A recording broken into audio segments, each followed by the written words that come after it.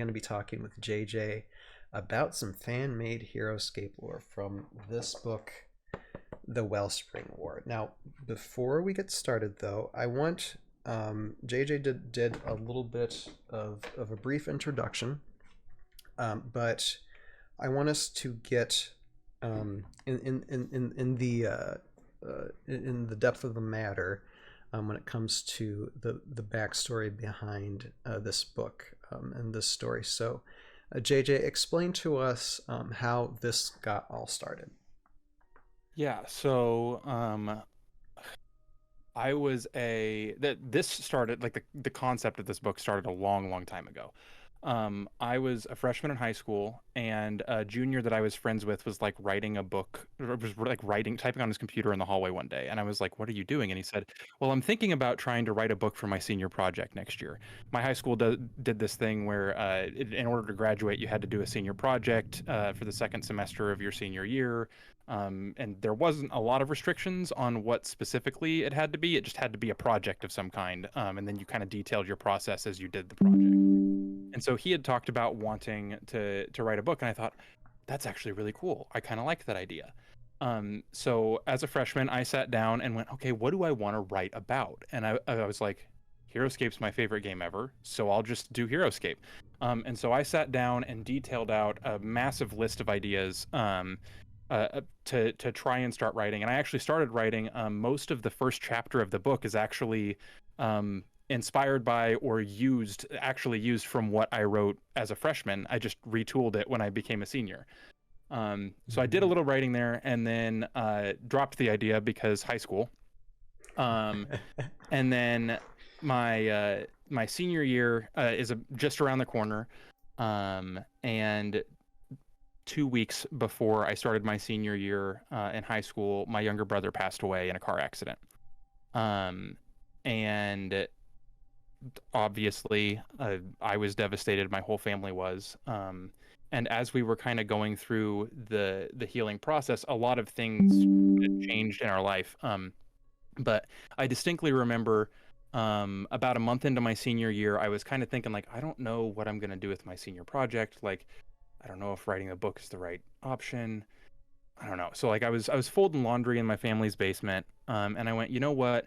Jake really liked the band Owl City, and so I went and pulled up Owl City because like I haven't seen if they've posted anything new or released anything new recently. Started listening to one of their newest albums, and there's a song called "You're Not Alone," and as that song started playing, as I was just listening through this album and folding laundry, I remembered something. I had been at state choir previously in that year. I remembered something that the director at that choir had said. He said every person has a song in them, and it's their job to get it out of them. And for some people, that is a song. For some people, that is a game that they make. For some people, it's a book.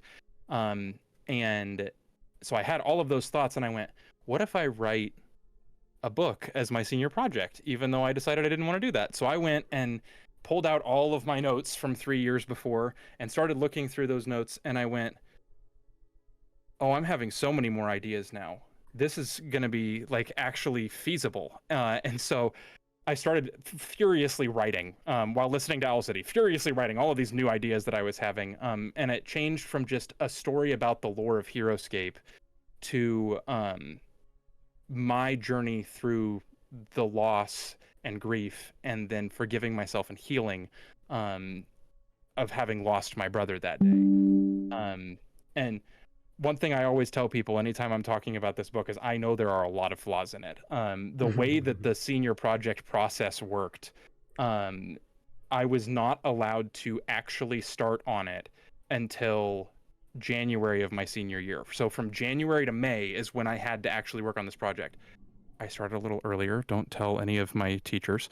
I started a little bit earlier with like the pre stuff that you do, the outlining of the book, but didn't actually start the writing part until I was given the green light to actually do this as my senior project. And so for a period of 3 months, I wrote the book in about 3 months. Wrote it, got it edited, and then self-published it. And at the start of that 3 month period, I was playing varsity basketball, and I was a senior in high school, and I would sometimes come home from a late night basketball game, and I would still have to finish writing a chapter that day. So some of the chapters in the book are like a page and a half long, because it was already 10:30 and I still needed to write a chapter, because I needed to write a chapter a day for 20 or 30 days so that I would have it ready to go for people to proofread. So there are some things that could use some work, and one of my goals, now that I'm a full-fledged adult, is to eventually go back and revise it and do a lot more justice to the story, particularly some of those shorter chapters that deserve more. Because even as I'm reading through it myself, sometimes I'm like, I could have added this and this and this and this, and I didn't think about it back then because I had just got home from a basketball game. JJ, we're our own worst critic. Us creators, we are our own worst critics. You know, we really are. Absolutely. Yeah. Well, that So, yeah. Go ahead, Jimmy. Go ahead. oh no, I do have to ask, if you're not comfortable sharing, feel free to not. But what year did you graduate? 'Cause- I have a feeling I'm a lot younger than most of you. I graduated in 2017. I'm 25. Okay.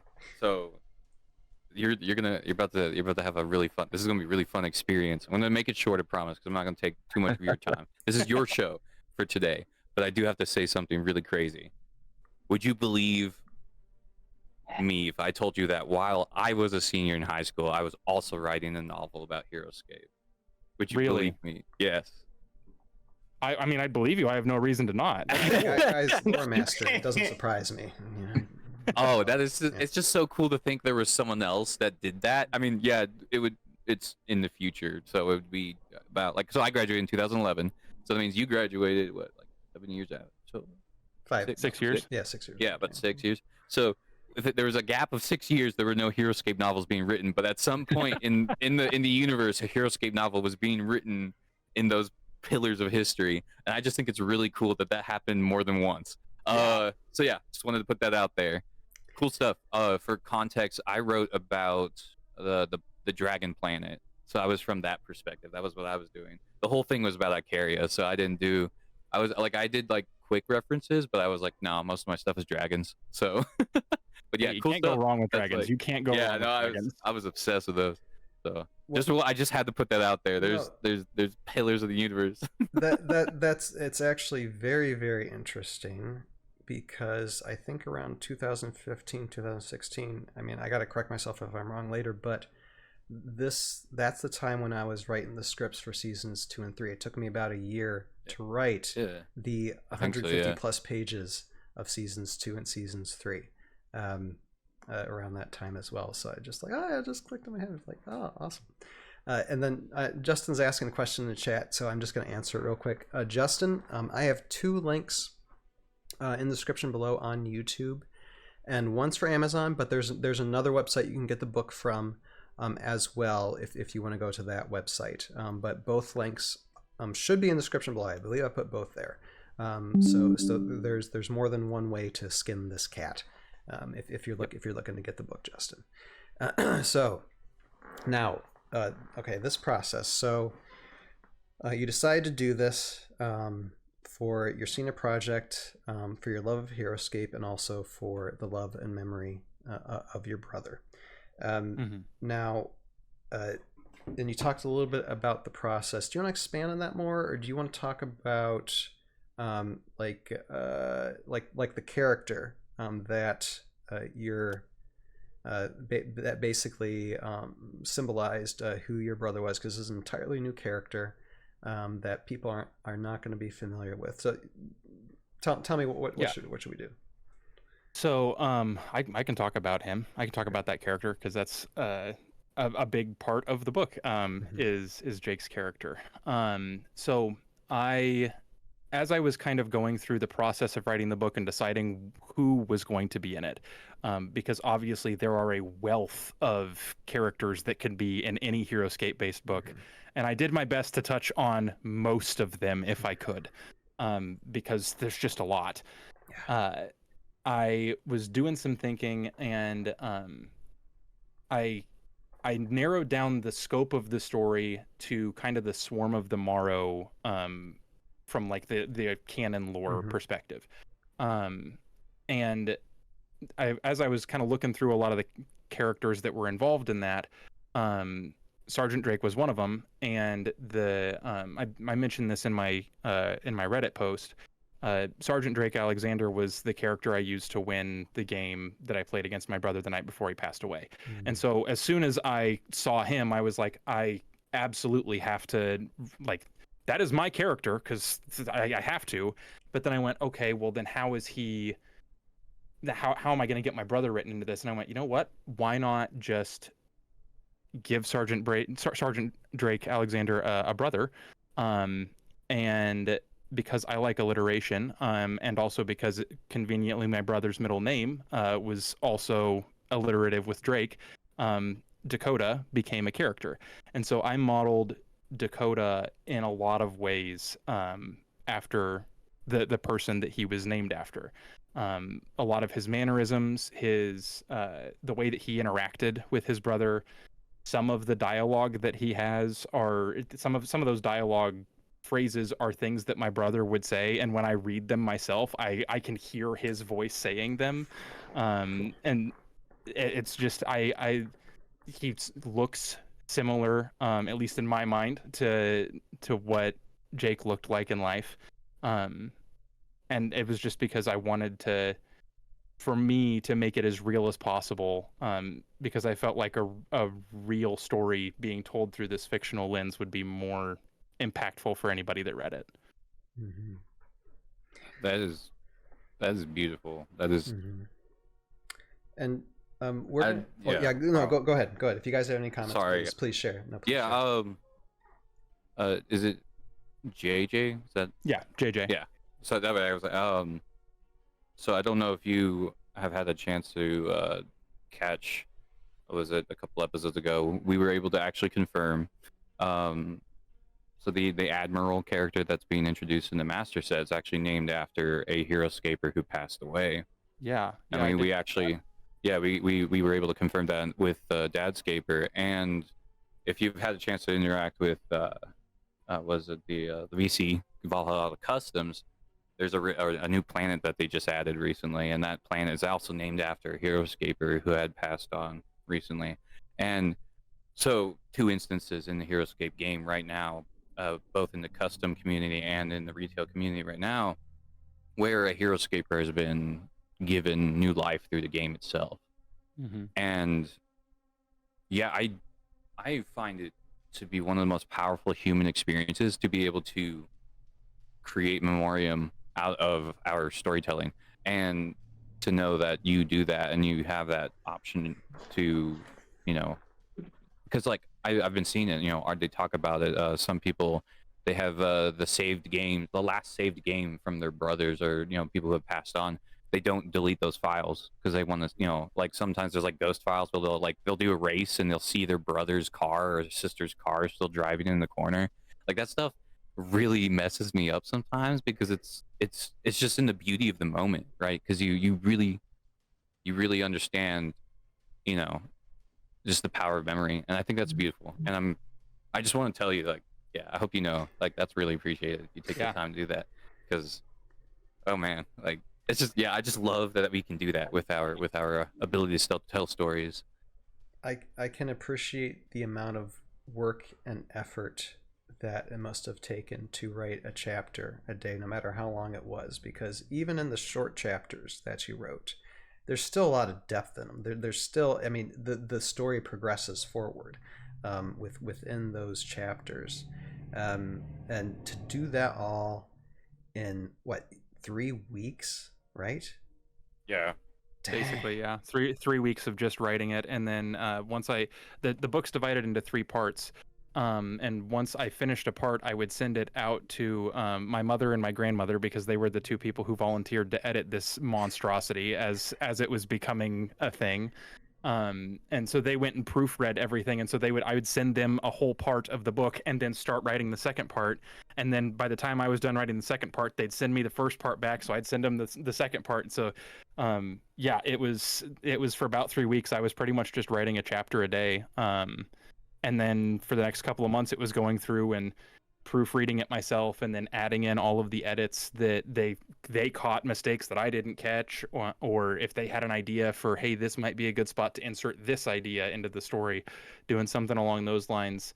And then the whole process of figuring out how self-publishing works, because that's a beast in and of itself. So that I could get it all self-published and actually have copies of the book to give to my reviewers at my senior project presentation. And then a couple of copies to donate to my high school. It was a process, but it got done. That's really cool. Awesome. That's awesome. Man, that's so cool. Sorry, I'm fanboying. Leave me alone. It's very inspirational. It takes a lot of work. It takes a lot of effort. It takes a part of you. It does. To do that type of creative endeavor. But you know what? It is worth it. It is absolutely worth it. And the person you become after it as well is very important. Joe, Josiah, do you guys have anything you want to add to this? Yeah, I just think it's really really impactful, art or things created through a time of loss. I think a lot of people here in this panel, we play HeroScape, we create things because we're dealing with things on internal, external type of stuff.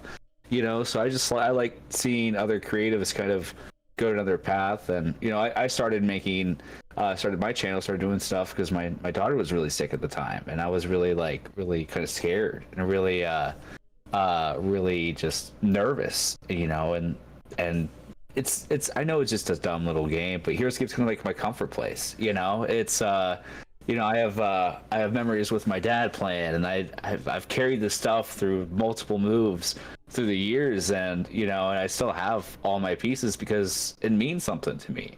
And I think it's a game, and I think it's more than a game because the people you meet and the things you create because of it. I think it's just very impactful. I definitely want to. I would have more things to say about your story itself. I didn't have a chance to read it, but I'm sure it's got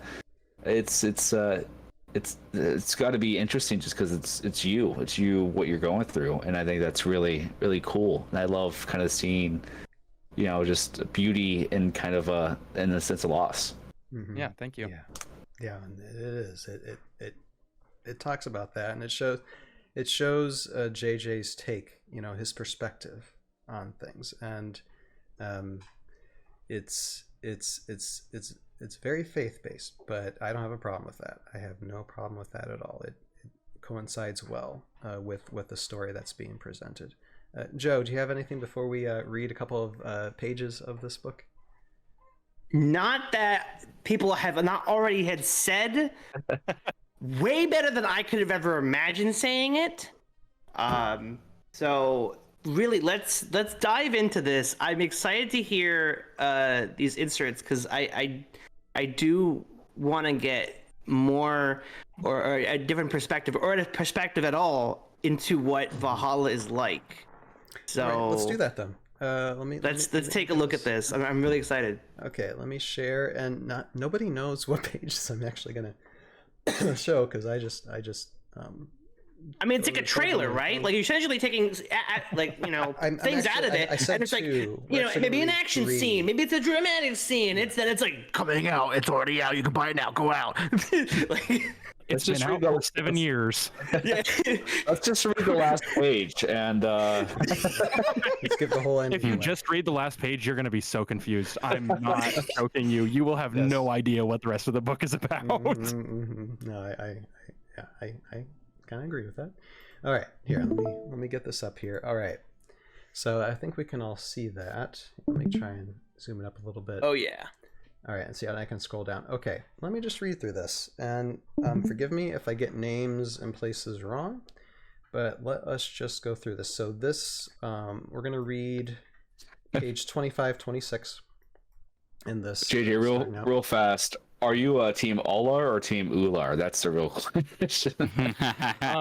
I hope I'm not making too many enemies, but I say Oler. Okay, That's how my okay. brothers and I always said it. Cool. Because we were a bunch of little kids that were seeing all of these interesting names and going, I have no idea how I'm supposed to read this on this card, but it looks like Oler. Like, we used to call Nagaksa Nagaksei because that's what it looked like to us as little kids. And then I might heard use somebody that in the else, like future. 2 or 3 weeks ago, I heard somebody say Nagaksa, and I was like, that's the way that's pronounced? Amazing. Every single HeroScape character has a new way or a different way of pronouncing it. All the time. It's yeah. incredible. All Yeah, I love playing the Aru Groots. Y'all gotta watch Yeah. this. So I'm showing my what is it, my Gen Z vibes now to everyone out there. But anyways, there's a TikTok out there where I don't know if anyone remembers the paleontologist that started that trend about the meteor thing. She's great. I think her content's awesome. She does. Do you remember she made it? She's like she had God and the angel were talking about the dinosaurs, and it was an accidental meteor. Like it. I'll send it. You need the context because it's really Okay. funny. Anyways, she I'll read it is after a verified paleontologist. Like that's her job. She digs up dinosaurs and stuff like that. And dinosaur names are some of the worst things to try to pronounce. And she has a thing where she's trying to encourage people to allow any of the names. Like, how are you going to pronounce a name like that? Like, good luck. Like for some people. And so she's like, she has a song. She says both are correct, and she just kept singing that to every dinosaur pronunciation. It was really funny. So when in all doubt, when it really comes to it, both are correct. It's just you gotta just enjoy it. Yeah, just enjoy it. It is funny though. I do like trying to compare, but trust me, at this point, like after the Jandar thing, I gave up. Like I'm just I tried. I did so much research and it was all wrong, and I'm gonna cry in the corner. Craig Jandar, has no Yander, idea. Akka, Ukar. I Craig's can funny, I though. can kind Potato, of so funny. potato. I can kind of relate because Really, my 5-year-old's into dinosaurs. So yeah. Yes! Names are. Dinosaur names are wild. Mhm. Okay, let's get started reading this. Okay, so this is getting in the conversation, but we'll understand what's going on really quick. It says, when you drink from the well springs, Jandar explained to Uller, as the two walked closer to the wellspring, you receive strength physically, but also receive disturbing visions. The Kiri's boots began crunching as they transitioned from earthly grassland to sandy shoreline. As I have discovered, Jandar continued, these visions are not always the same. Sometimes they depict battles, but other times they don't. It is through the drinking of the wellspring water many times that I think I have finally found a way to summon the creatures from my visions of battles. The two reached the wellspring and halted. The wellspring had a much larger pool of water at the bottom than the one in the memorial forest. This pool of water was deeper as well. Jandar stayed silent for a moment, while Uller looked in the wellspring. It is astounding, Uller remarked, that not once did we find a wellspring in the eons our people have lived here. It makes me wonder if they have only recently appeared. Jandar was perplexed for a moment. He hadn't ever given thought to why it was that they had never found a wellspring before.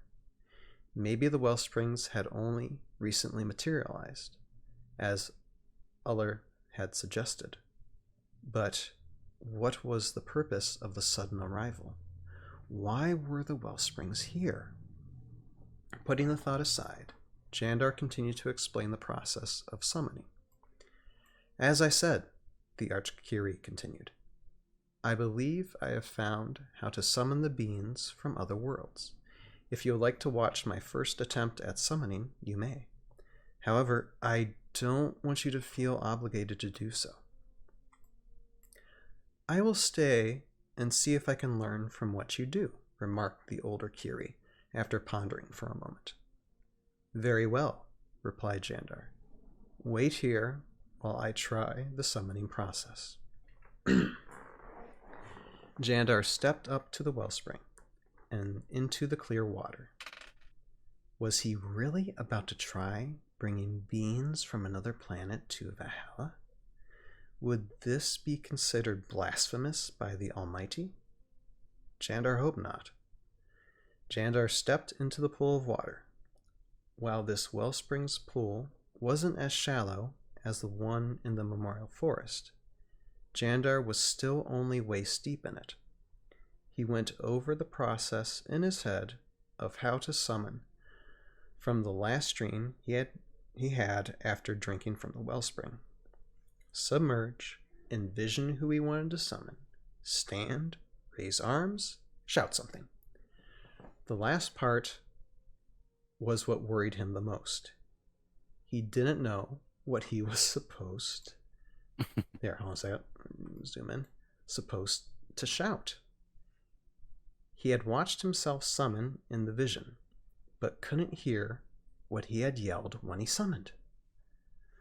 Almighty help me, he prayed. Then he began the process. He submerged. He envisioned the wingless Kiri in green clothing. The water felt refreshing on his skin, like cool water after a long day in the sun. He stood, raising his arms to the sky.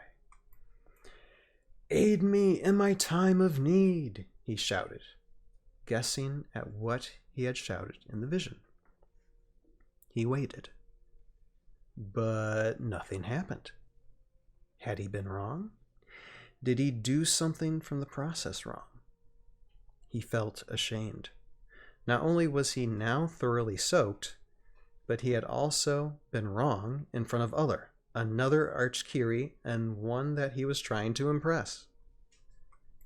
Feeling discouraged, he was just about to lower his arms when he heard a crackle above him. He looked up at his hands to see them sparkling.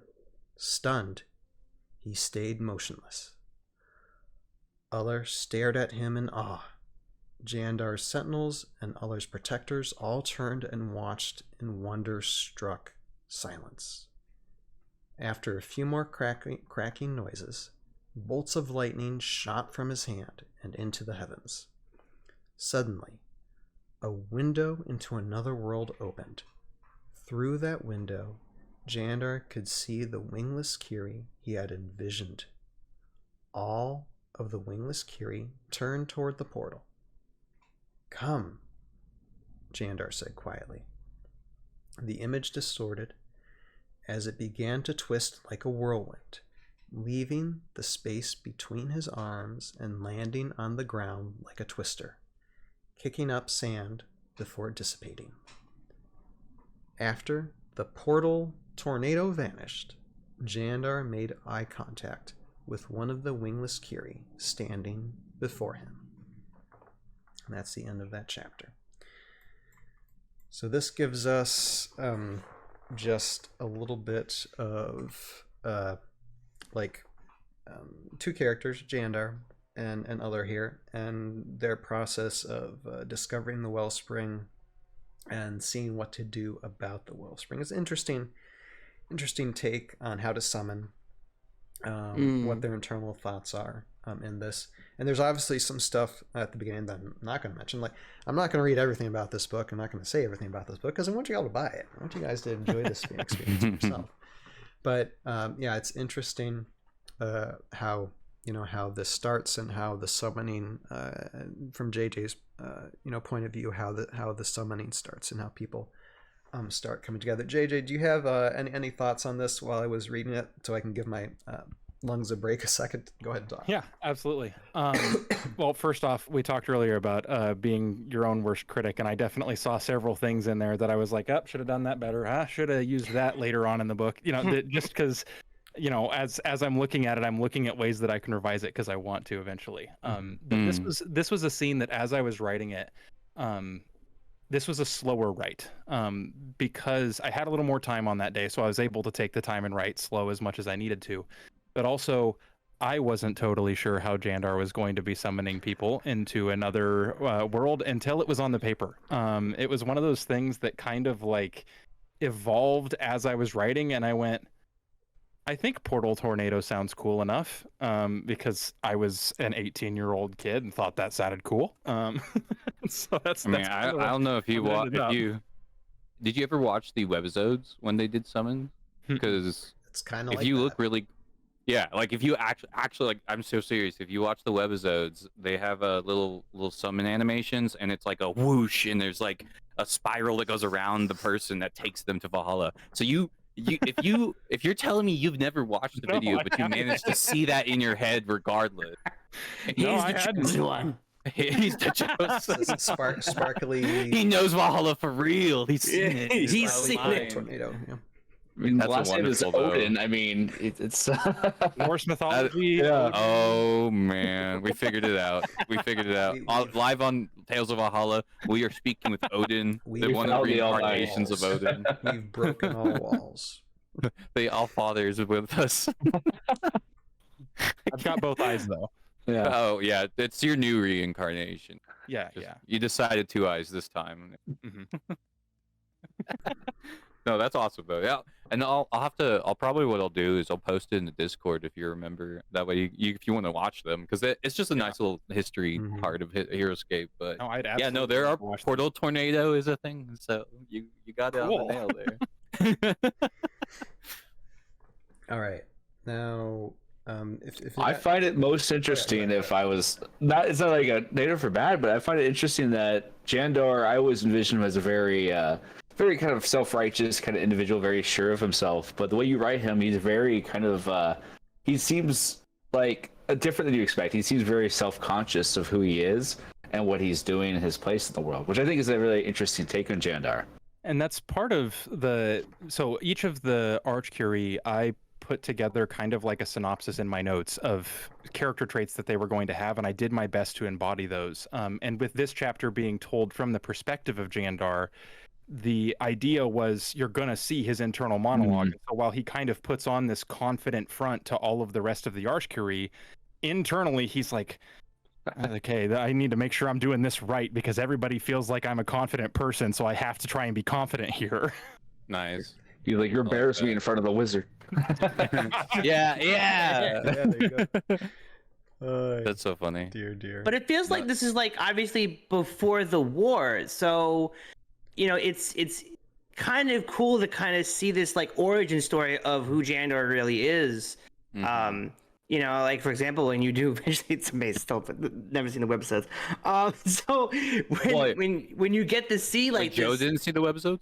no, I'm saying Okay. JJ. Like, because it's like Joe. we've seen it, and it's like you see this character, and he's very like confident, like, oh, Sergeant Drake, you're here, we need you, like, and he's like, like this godly being, and obviously this is a point of view, a point in his story where he isn't that person, but he's still got to show it, right? Like JJ said. So I think that's cool. I love that. No, that is perspective. really I love cool, yeah. because you could have started this book during the war. Like you could. I mean, if that's the case, So No. Here's a fun little thing to chew on, and obviously with all the canons and everything and the stories that we have, they are within the framework of the narrative, and I always think it's cool to kind of see those adaptions. But in the original story, they mentioned that when you drink Wellspring water, you become effectively immortal, right? So we lose track of their age at a certain point. They just they just are. And even Thorman was like, hey, so 65 years later, we're still fighting. And so it's like, that's a long time if you really think about it. For one war, mind you, 65 years is wild. And they're still going at it. And then because Swarm of the Morrows started 5 years after the 65 years, so now we're into 70 years of war, and they're still going at it. Yeah. So this story presenting Jandar as like a not confident. It's like you can put that at any point during the 65 years because we have zero track of time. After they drink the Wellspring, they're just there. So it's like it's wild. I like the idea because you can make that a thing where it's like, well, was he always confident? No. Well, this is what we can do now. And then it's just a cool perspective to get from. And Heroescape's always been one of those things where I'm like, man, there's so many perspectives. Let's figure out what we can do with it. And then boom, there's a story. So it's really cool. I like it. I like it a lot. Yeah, I like what you're saying, Jeremy, that like that honestly, just the world of Heroescape is so diverse. It's really rife for multimedia storytelling, the comics and animations and live action, and it's just I think even books. Like I think I would totally read a Heroescape series, of Adventures of Sonlin and the Adventures of Grimnack, because there's so many worlds, and each world has its own feeling and style, and they all kind of coalesce into this weird melting pot. Real quick, I don't know if I ever brought it up on podcasts. Did I ever talk about when I tried to ask Wizards of the Coast for publishing rights? Did I ever bring that I up? remember. That I don't know if you sounds brought familiar, it up, but I don't exactly remember. I'm sure talked they about it said with me. no, but I'm not sure. Yeah, really quick. I want to insert it in there. I did ask Wizards of the Coast if I could publish a Heroescape novel, and they did tell me no. I still have that letter. It's so funny to read to me. Like and you'll it's got a little letterhead with a dragon on it. It's so cool, and they're like, nah, and I'm like, all right. You'll find that there's lots of aspects within this novel that makes it Heroescape like, but it's not a copy of like original canon Heroescape lore. There are a lot of that's unique cool. differences. Yeah, that's still really cool. Yeah. Because you say so this. Just to kind of, so I'm keeping track. This book was written in your senior year, or okay. Yep. So we're kind of like it's like a past tense work that we're seeing. Yes, that's still cool. That's still really cool because it's like I like seeing the stuff that was rolling around. I love in a my head in the teenager past, taking initiative. No, it's super cool. Yeah, it's genuine and like for a project and stuff. Yeah, that. It's a very mature writing style for a senior. Yeah, that's too. I was kind of impressed by the narrative flow. I was just like, oh yeah, I could see it being written by an adult or someone who's kind of more seasoned in the literary world. So kind of, is this like your first kind of dive into writing, or did you kind of have some? Yeah, it really was. I strangely never even took like a creative writing class in high school. Really? Yeah, no. Just I don't know why I never thought to take it. I think maybe I was like very laser focused on making sure I was getting like everything I could for scholarships, and so I was taking all of the really hard science and math classes that weren't a lot of fun instead of the fun creative writing classes. So yeah, this was like my first full work of fiction. I'd written some shorter papers for like English classes that were kind of creative writing like, and I loved doing it, which is why I felt like doing this. But yeah. Are you a big reader as just normally? Oh, absolutely. I could definitely tell it because there's just a sense of knowing how a narrative progresses, because this is just a simple scene of a guy jumping into water. It shouldn't be like page turner, but it's like, oh, this is very interesting. This is very. You combine the flow of the narrative with the flow of the inner monologue. So, that's props for me. So,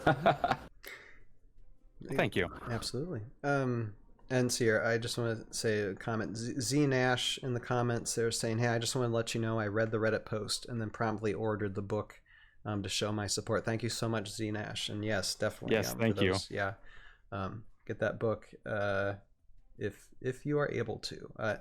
How about we hop into, because this is actually the excerpt that I was thinking about. I was only going to plan to do two. I decided to add this third one. So there's actually two more excerpts that I really want to read. The next one is like, forgive my French, is really badass. It's Uller, just like it's so good, and it gives a concept about the Valkyrie generals that we didn't really think about, the type of weapons that they might have, and it's an awesome concept. So here, let me get to this. Let's see here. No, it's not this one. We're gonna go back to that, but we'll get to this one first. Okay, so here we go. we're back to Uller, and this is an awesome scene. This is when things get heavy. All right, so suddenly the doors to Uller's study burst open, interrupting his thoughts. There, in the doorway, stood Atlaga, bracing herself on the doorframe. Her face was dirty and grimy, with streams of sweat running down her face. Blood trickled from a cut on her temple. Her armor was stained with the dried blood of the foes she had felled. "Sir," she gasped, short of breath, "we have failed. Linsafrem has fallen. I ordered the remaining protectors that were with me to find Aquila and her personal guard. Once we found her, we tried to escape, but we weren't quick enough.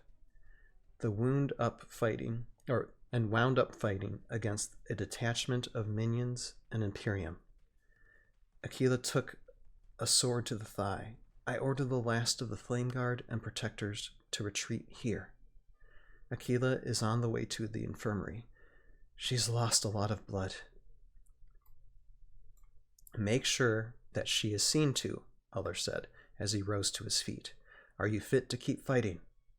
Always, sir, replied Atlaga, saluting. Excellent.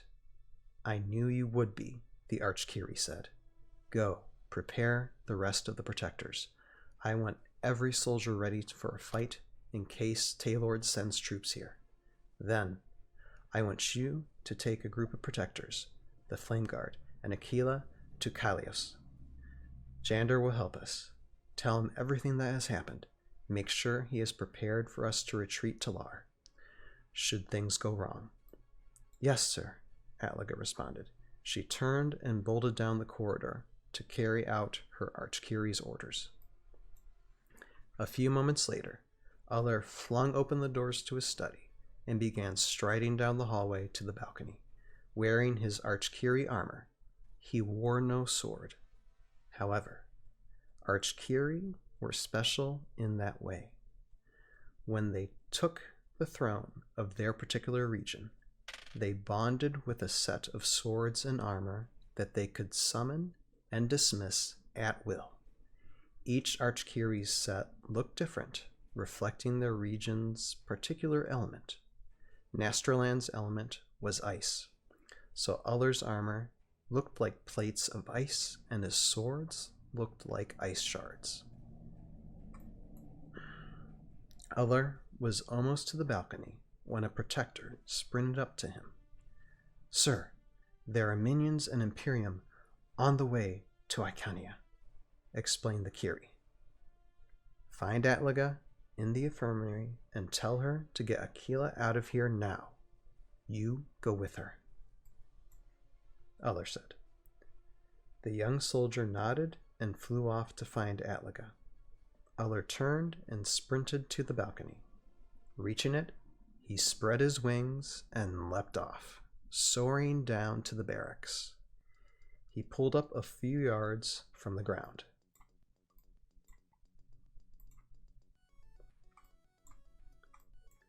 My protectors, shouted the Archkiri. Take to the skies. There are legions of minions and Imperium invading our lands. Defend Nastraland with everything you have, and don't hold back. Uller summoned one of his icy swords, which dropped into his hand. He raised the sword, which elicited a cheer from the thousands of soldiers below him. He turned and flew to the west, toward the enemy. We got a little space of time here. Uller removed his sword from a fallen orc with a grunt. It had been 2 hours since his inspirational speech to his men, and the battle was now raging just outside Icania. At first, all had gone well. His protectors, who were well rested and prepared for battle, fought well against the minions and Imperium who had been fighting for nearly a day. Uller's protectors had taken a small number of casualties in comparison with those of the opposing Kiri. But then the orcs and humans arrived, and everything changed.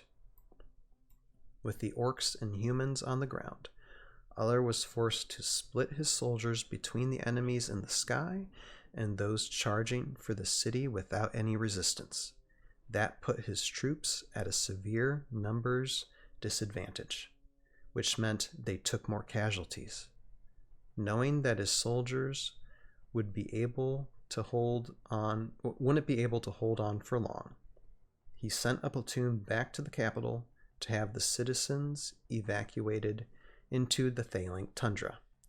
It was a harsh landscape, but one that the people had lived on for centuries, so they could survive it. They knew the terrain well and could use that to their advantage when it came to outrunning and hiding from the enemies that Uller had to face. Since then, the battle had continued, and it was going poorly. It seemed that for every orc or human Uller killed, two more took its place. His soldiers were getting tired, and more were dying by the minute. He still had most of his personal guard. They were the best fighters in Nasterland, and wouldn't go down without a fight. But the main force was dwindling. He was down to only a few platoons left, judging by the banners of his soldiers still flying. Less than 300 Kiri, standing against the largest fighting force Valhalla had ever seen. Staying was suicide, but Uller needed to buy time for the citizens of Icania. He didn't know if they had been evacuated yet, but he didn't want to risk the lives of any women or children if he could help it, so they would fight on. Uller signaled for his soldiers to fall back to the entrance of the city. They knew what to do. Form a blockade. There, they would try to hold their ground for as long as possible.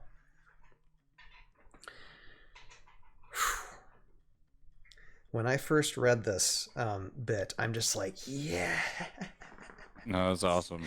This That's is really cool. amazing. Uller acting like a badass. It's just like a bit older, and you can tell that he seems like a character who personally would rather just stay in his study and just read like script and history and stuff and be with his books. But he knew as a leader, the leader of his country, he had a responsibility to defend. So it's an amazing bit of couple pages there. It's a first bit of fighting that we actually see in this book, and it is just astounding. So yeah, okay. Again, taking a break with my my voice. Talk amongst yourselves, please. So, I just go ahead. I like go it. ahead. I like it a lot. It's really cool. The war. I mean, obviously, because we're playing a war game, right? And most of the action takes place in the battlefield. So that was one of my things when I remember when I would write stuff like that. It was just like, okay, how do you write war and make it sound cool? And then it's just bouncing between back. Oh, he died. Oh, they died. Oh, just like, and then you're just kind of like, there's just this domino effect you like to play on, and I don't know if that's an actual thing in writing, but yeah, the domino effect of war. It's like just watching the pings back and forth between the forces and stuff like that. It's really cool narrative, and I think you did a good job of that. Like kind of just showing where everything was at. Obviously, the good guys are being pressed at this point. We understand the sense of fear, the sense of defeat that's around the corner. But then Ullar's like, all right, no, you know what? Like, I am the leader. I need to take my place now. Boom, leadership time. Mm-hmm. I'm just gonna put down a T-shirt. Yeah. Leadership time. Leadership And it time. Yeah, leadership time. yeah, it just takes to the skies. And I mean, you can sense that sort of like, not giving up sense, and perseverance is always something really cool to see in a story. So, pretty cool stuff. Yeah. So what I was saying is this section is an interesting one because like I said earlier, I kind of came up with ideas for how I was going to write all of the Arch-Curie, and like their personality types. And I had written Uller as the oldest of them, and the more contemplative one of all of them, which is why in the first scene that you read, he was very much like, interesting, like just analyzing stuff. And you're very much right. He is the kind of character that would rather stay in his study with the books if he could. But I, with this scene, wanted to kind of exhibit the idea of you should be scared of a man who is old in a profession where men die young, because this guy is that guy. It reminds me of Theoden in Lord of the Rings. Mm-hmm. He's joining the White Lotus for sure. Oh, White Lotus reference. We love that. Let's go. But yeah, the idea here was not only is he a leader who knows the wise thing to do for his people because he's a wise leader, but he also is not scared to throw down if it's time to throw down. Yeah, and another thing that stood out to me the most too is the Arch-Kiri, that the Valkyrie general's weapons and armor, how they can be summoned at will. That's a really cool concept. What do you guys think about that? Would that be cool to integrate into HeroScape gameplay if you could make your own Valkyrie general miniatures to have weapons like that? Well, it feels like at that point you'd have to roll a d20 to allow them to have a special power. To use that, like it's if you want to have it that way. Otherwise, it's like there are characters with like Deadeye Dan has the Ular enhanced rifle or whatever. Yep. It's like he doesn't summon that, but he is also a human. He doesn't have to summon it. He just owns that weapon. But if you had to summon in, like you could have something on the card that allow you to summon in certain weapons. You could have like a certain amount of pips, just so you have a limit on how many of these special powers are you using. I don't know. We'd have to experiment with that, but HeroScape always lends itself to be a game that can introduce a great many rule sets and a great many ideas in terms of custom design. So it would just, you could do something like that. It easily could be a thing. It would just be a matter of testing it out and then just making sure, because I've seen stuff that, like, heck, everything we're about to get this year was play tested stuff. So it's like, there's stuff that they try out and they have cool ideas. So they're like, all right, let's put this into play. Oh, that didn't work so well, so let's try this. So if you have an idea like that, go for it. Because I think it'd be really cool to see in the game. And now that we're trying to bring HeroScape back to vogue, so we have to talk about it all the time. Therefore, if you you got any cool ideas, start putting it out there, share it with everybody. I mean, we got the podcast here for that very reason, to help spread your work out there. So it's like, now's the time. If you haven't done it, now's the time. The horns are called. The horn has been played. Yeah, it's an interesting concept. In here, hold on a second. I just want to catch up with the chat a second and see here. Jake Peeplo, I think, says great stories, great book, and a pretty great dude. Yeah, I think so too. Team Ski is saying the player is the Valkyrie. You are summoning your army. Yes, in the game. I get it, but don't destroy my dream, Team Ski. I'd like to see a Valkyrie general miniature. There's a ton of things like cool, but yeah, no, point taken.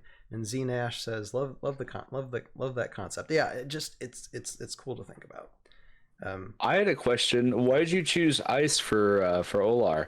Because you would typically go, Jandar has ice. Was there a reason, or is it just kind of it's cool? Or part of it has to do with so there was a little bit of intentionally modifying the way in which the canon lore operates to help with the legality side of things. But then there also was part of it was also there are some things that I just didn't know were part of canon lore. And so I didn't know. I saw maybe a month ago, the first time ever that I've seen an official map of what the realm of Valhalla looks like. Oh yeah, that until about a month ago.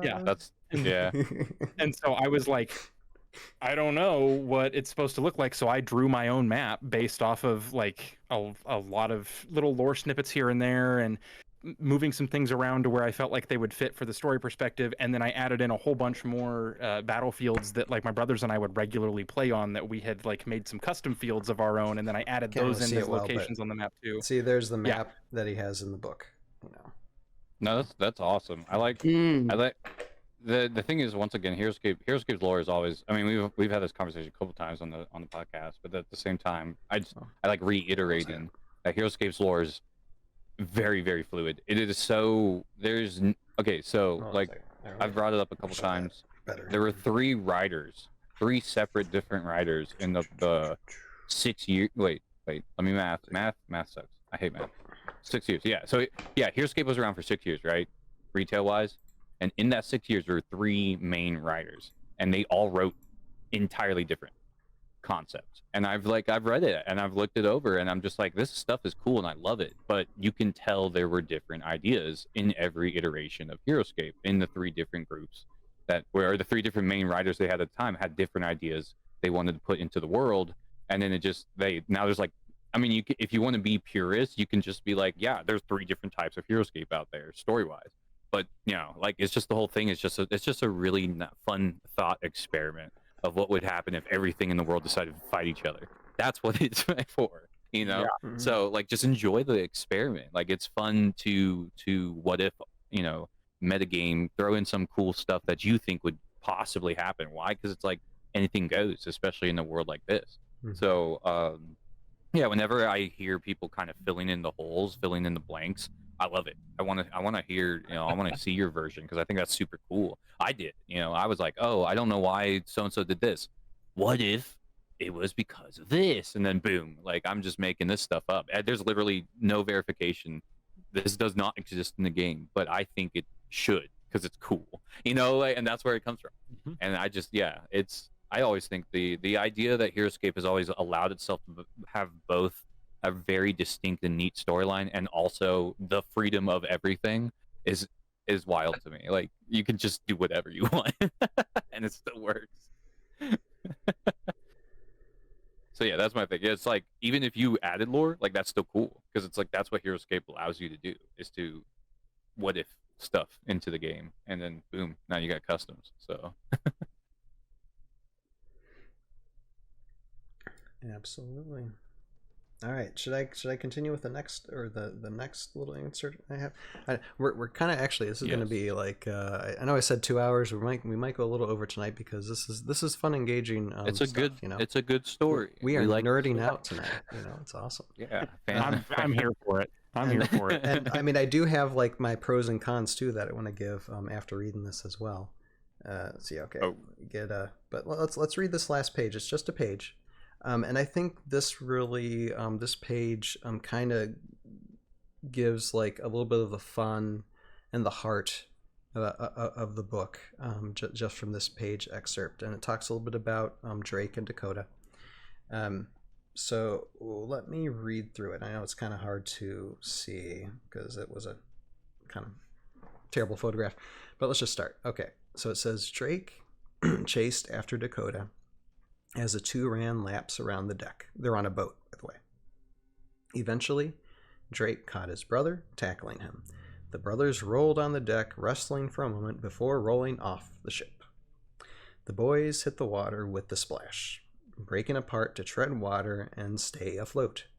The sea was cold, and the breeze across the water made it colder. The ship continued on, but Raylan left her place at the stern and flew over the sea, grabbing Dakota and taking him back to the ship. Drake treading water for a moment longer while she returned for him. You two should be more careful, she said skeptically as she flew him back to the ship. If I hadn't been on deck, you would have been left behind. Yeah.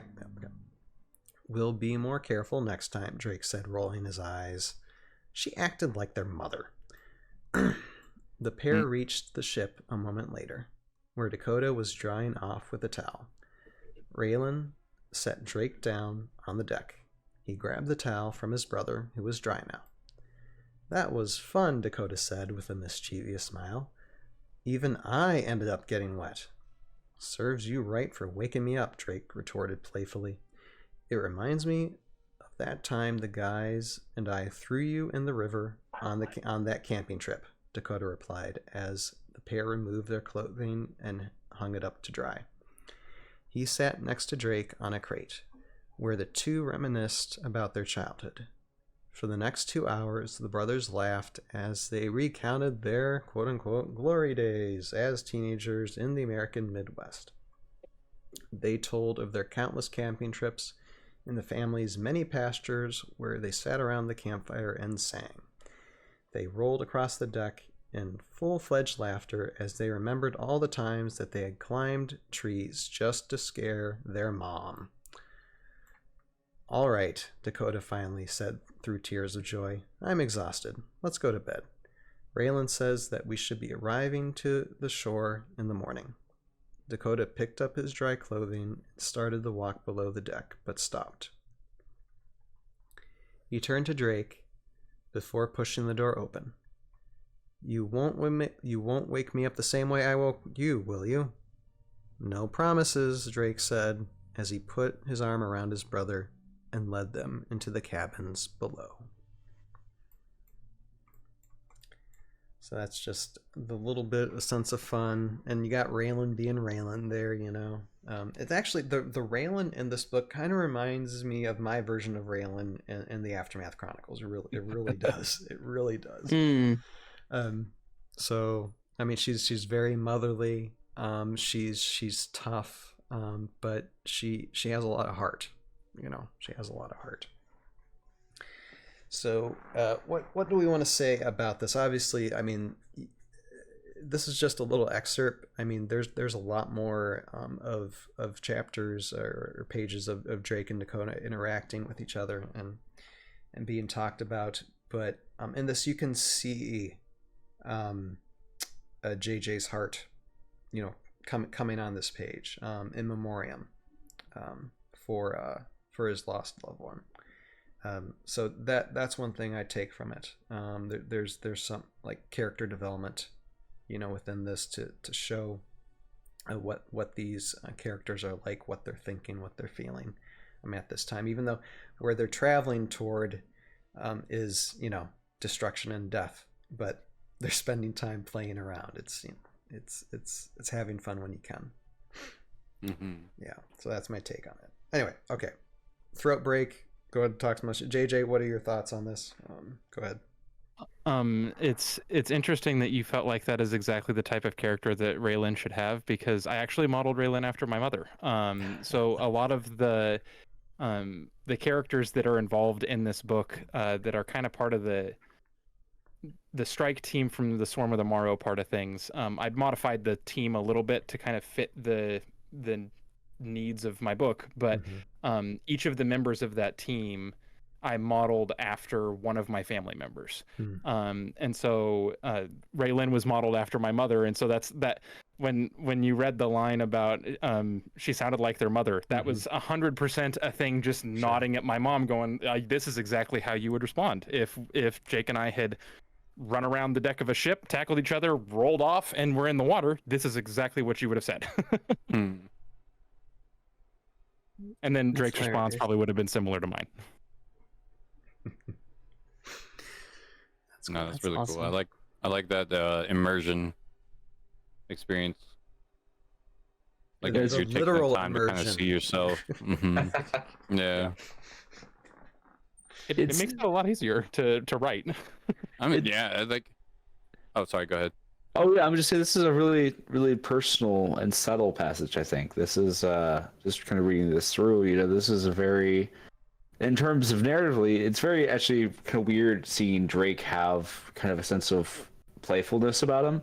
You know, like normally he's kind of this tough guy kind of presented, but I like the changes. You know, I'm not saying I don't like. I like how adding Drake, a brother that he's fighting with, changes his dynamic, you know. And I think just in the narratively, the whole war is kind of the trouble, but I like how you find these little pockets of doubt and joy and peace kind of in this, just to kind of kind of reflect. I think it's very reminiscent and very pondering and very just kind of wistful in a way. And knowing the backstory definitely affects it, but it definitely bleeds through on the page. You can just see that in the words and the narrative.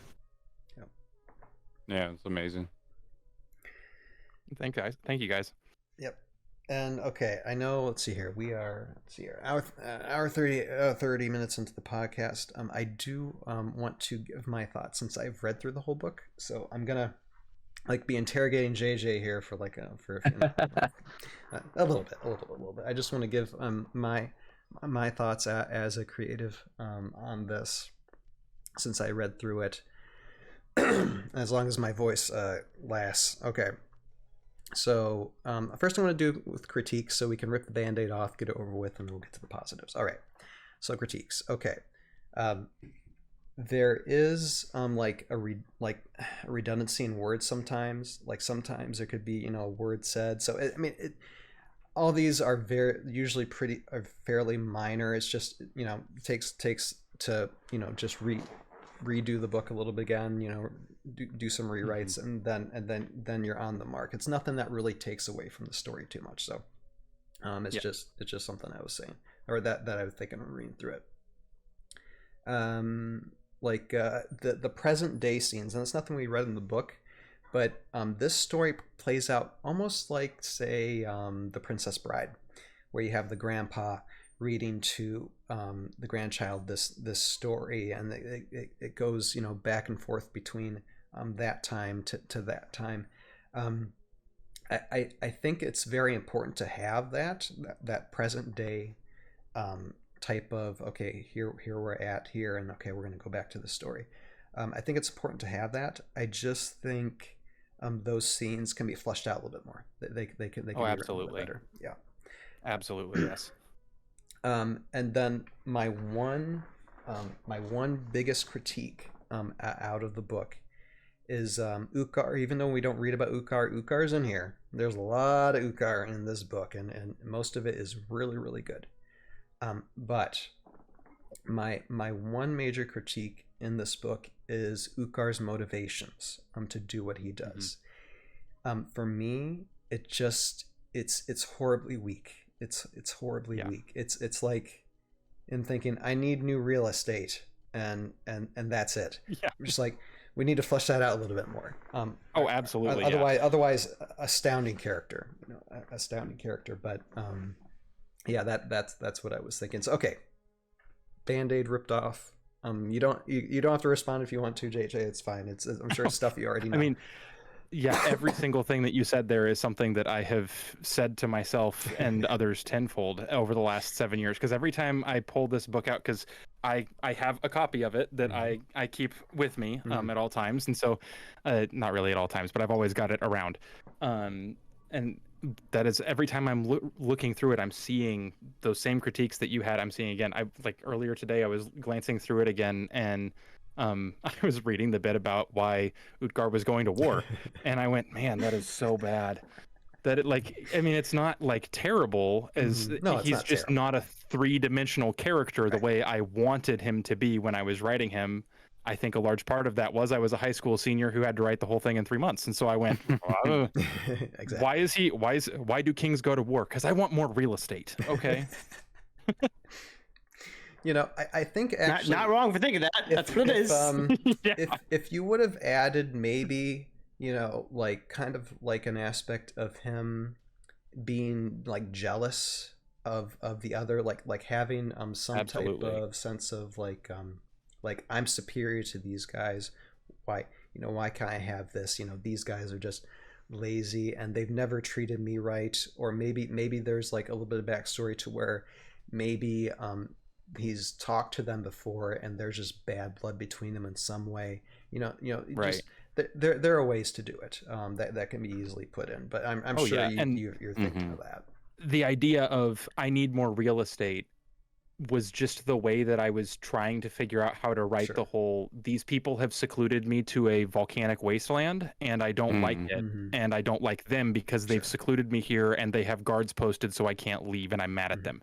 But I couldn't find a way to convey that in words that made a lot of sense as the high school senior who was busy all the time.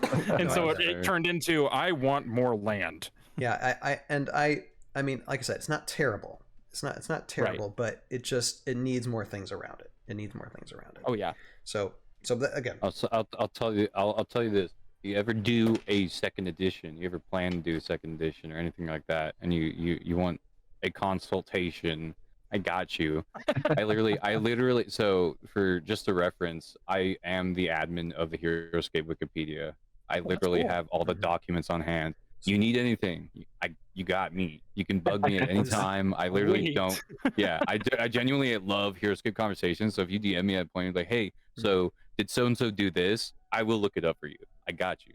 So that's awesome. There's a reason I have all the info call on him hand. Lore Master, and Jeremy helped flesh out the script of Tales of Ahal as well. We spent a lot of time going through that together. So Yeah, and originality is very much approved. So like, don't ever worry about. I'm not gonna be like, oh, that wasn't in the OG. Trust me, that is not. Right. Once again, HeroScape is an everything game, so I love different interpretations. So trust me, I will not like, oh, that didn't happen. So All right. I do think it's interesting how HeroScape is just kind of a game where there's snippets, but most of it is kind of held together by your imagination. You know, the duct tape Absolutely. is imagination. You're like, yeah, that makes sense. That's why what happened. You know, so I think you really captured that point of the imagination really well in your book. Yeah. Mm-hmm. Well, and I guess nothing. This isn't a critique, but it is different to regular HeroScape lore. Like locations, the backgrounds of characters, they are different. When you read it, you'll notice it's like, oh, this is different than what I know if you know anything about HeroScape lore. And I do. I know it quite extensively because lore master. But it doesn't take away. It's my fault. The core story is what's important, and there is a good core story in here that leads the narrative forward. And so any of these critiques, it doesn't take away from that core story. And so that's something you can appreciate. And I'm just like, part of me just like, oh, page. Okay, I don't want to see what happens next. That's what I thought. So okay, so positives. Let me look at these. I have a list, and I try to keep it to a minimum. But okay, my loves about this book. The battle scenes are bad ass, especially the battle scenes with the Morrow. Oh my gosh, they are so good. Although the one with the orcs is really good too. The one with the orcs is really good too. But yeah, it really good. Again, the weapons of the Valkyrie generals is a great idea. The core story works well. Again, it reminds me of the Princess Bride. And a lot of the characters, now, you know, I had a critique about Utgar, but a lot of the characters are written very well. I like Raylan. I think Raylan is one of my favorites throughout this. It's very good. Shiori, pretty good as well. I like how Shiori, I mean, there's not much of her in the book, but there's enough that just like, okay, very nice character. And she actually, she goes through her own personal journey through the book, and you see change there with her, so it's very cool. Yeah, I'd say overall, I really, without trying to give too much away, I really enjoyed it. I laughed, I was in awe, and sometimes, and I cried through some of it as well, because there are parts that do hit you, and you take, you know, you take what you want, you leave the rest, and I think wherever you're at in your walk of life, you can take something from it to help, you know, push you through that, or to help guide you through that next moment in life. So yeah, I would say overall, JJ, I thank you so much for writing this, even though we didn't realize that it was out there for how many yeah, years. that it was a thing. Yeah, for you, your family, and again, even though I know that it's been now how many years, that pain doesn't go away. I mean, my younger sister died at birth back, 1983, 84. It doesn't go away. So deepest condolences to you, your family, and I applaud you for the fact that you're not letting tragedy stop you from being an inspiration to others. So yeah, hats off to you, sir. Thank you. Do you plan on writing any more books or anything else in the future, or is it kind of on standby now? Yeah, so I love writing. Like I said, I never took any creative writing anything, but I love writing. So I actually am currently writing a second book, not HeroScape related at all. Sort of a zombie apocalypse vibe. I came up with the idea right after I graduated high school. And just the short pitch of it is, imagine a zombie apocalypse where the zombies are invincible and intelligent and have a hive mind and can summon ethereal shadows to fight for them. and that's the world that it's set in. Ryan, you mentioned liking the idea of summoning weapons. That's a theme in that book as well. The people who are able to fight have weapons that they summon. You had me at zombies, so yeah. I think I'm gonna join the zombie side, hearing all their stats. You had me at hive mind. Yeah, of course. Yeah. Yeah. So I started writing that the summer after my senior year, and then went to college, and then went to grad school, and so I had written probably about 30,000 words, 10 and a half chapters, and had kind of been on standby for a couple of years. And then last summer I broke that out and started to go back through and make my edits to it, because it had been 3 years since I'd touched it. And I'm almost caught back up to where I had been before. And think I've added probably 10 or 11,000 words to it by now, and that's probably about 2/3 of the way through what I'm planning before I send it out to alpha readers and stuff. To this one, I'm thinking about actually trying to get published instead of just self-publishing it. I'm wanting to do the justice to it that it deserves. But I've got probably 4 or 5 other ideas for stories that I'd like to tell and like to write at some point. I told my first ever, I'm a dungeon master, and I told my first ever play group that I had, I took furious notes on everything that happened every session. I told them I was going to turn it into a book at some point. And every once in a while, one of them will like ping me on Instagram and go, "Hey, how's that book coming?" And I'm like, "I'm in grad school. I haven't started." Yeah, that's fair. Yeah, as a fellow DM, I can understand those pings. Yeah.